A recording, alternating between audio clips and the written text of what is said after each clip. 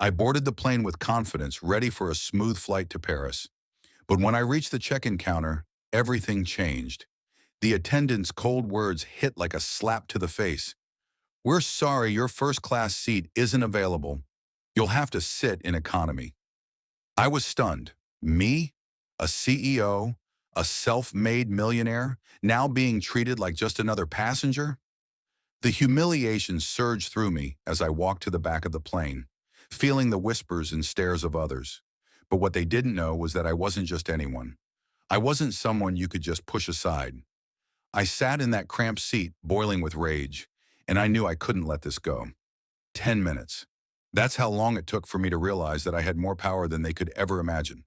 I wasn't just a passenger. I was the one who controlled their future. The moment I landed, everything changed.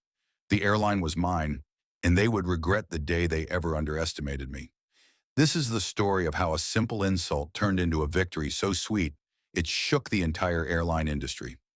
Stay with me. You won't believe what happened next. I had worked my way up from nothing, starting as a young intern at a small company in a corner office. Today, I stood in front of the world's most luxurious airline, holding the title of CEO. It hadn't come easy. Nothing ever does. The journey was riddled with setbacks, betrayals, and the raw, undeniable hunger for success. Yet nothing prepared me for the insult I would face on that fateful day. The day started like any other, with meetings back to back, a quick breakfast, and a flight scheduled to take me from New York to Paris for a high-stakes business meeting.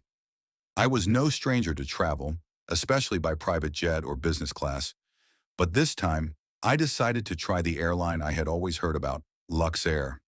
It was an elite company catering only to the wealthiest of individuals. As I walked into the terminal, I felt the familiar rush of anticipation that always came with traveling for business. But as I approached the check-in counter, something felt off. The attendants barely glanced at me, their eyes scanning the room as though they were expecting someone else.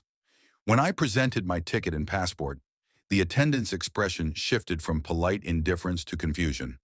"I'm sorry, ma'am, but your seat in first class isn't available. We're overbooked," she said, her voice polite but cold. "Would you mind sitting in economy?" I was stunned. Economy? Me? A CEO of a multi-million-dollar company who had been flying in luxury for years, now relegated to the back of the plane with commoners? I couldn't believe it. There must have been some mistake. "I think you've got it wrong," I said, trying to keep my composure. "I have a first-class ticket. I paid for that seat." The attendant just shook her head, a faint smirk forming at the edges of her lips. "We're sorry, but there's nothing we can do. Please proceed to the gate." As I turned to walk away, I overheard a conversation between the staff. They were laughing, casually mocking the people who had been downgraded. I felt a surge of anger, but I kept walking, keeping my head high. But deep down, I was humiliated.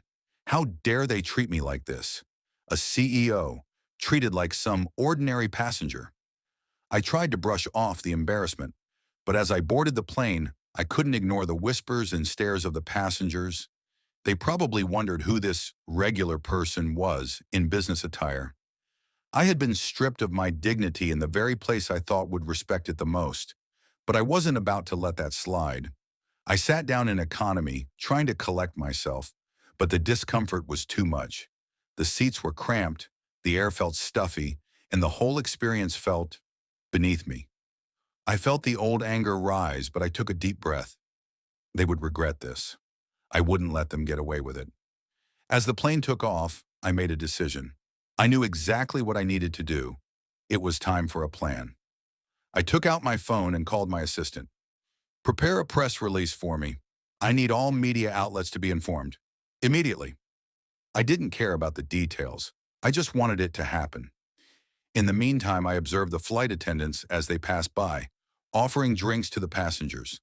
Their faces were filled with smiles, their attitudes still indifferent. But to me, it was as though they couldn't see the person I really was.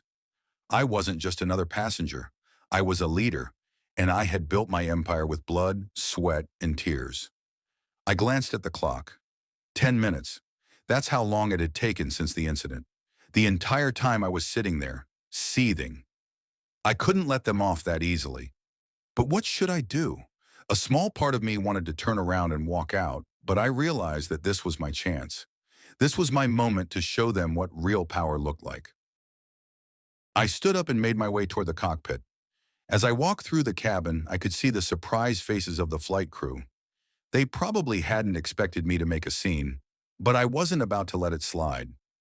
I knocked on the door of the cockpit and the door swung open, revealing the captain. He looked startled. "I need to speak to the person in charge," I said, my voice firm. The captain, confused, looked at the flight attendants before stepping aside. "How can I help you, ma'am?" I didn't hesitate. "I'm the new CEO of this airline," I said, "and I've just been downgraded to economy. I paid for first class. How do you explain that?" The captain's eyes widened, his mouth working for words.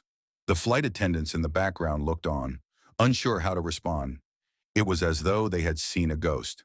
"I'm terribly sorry, ma'am," the captain said, but I could hear the faintest tremor in his voice. "We've had some overbooking issues, but we'll make sure this doesn't happen again." I could see the panic beginning to settle in their eyes, but I didn't want just an apology. I needed to make a statement. I needed them to understand what they had done. "I've made my decision," I said, taking a deep breath.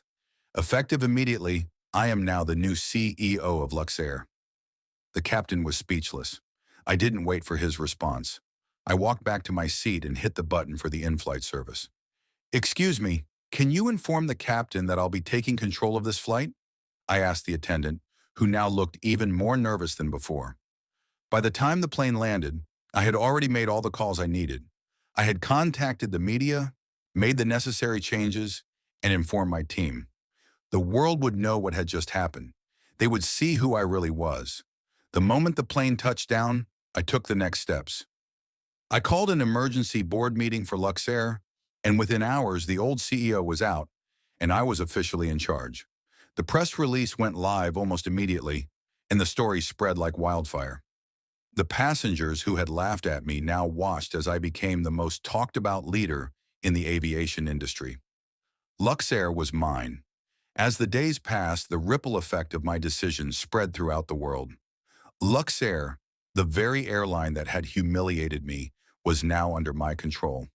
The press couldn't get enough of the story, the woman who was denied a first-class seat only to rise and become the CEO of the very company that had insulted her.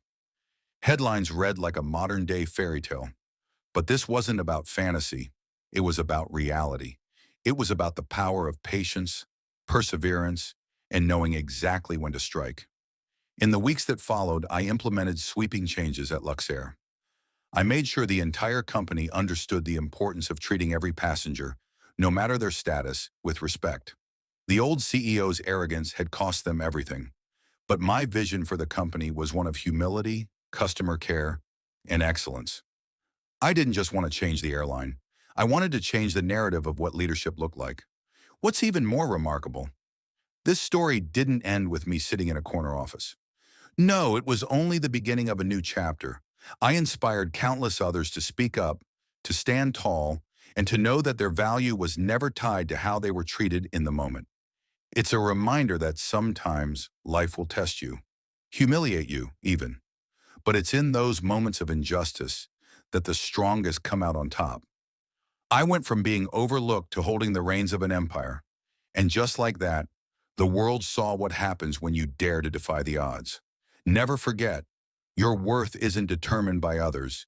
It's defined by what you're willing to do in the face of adversity.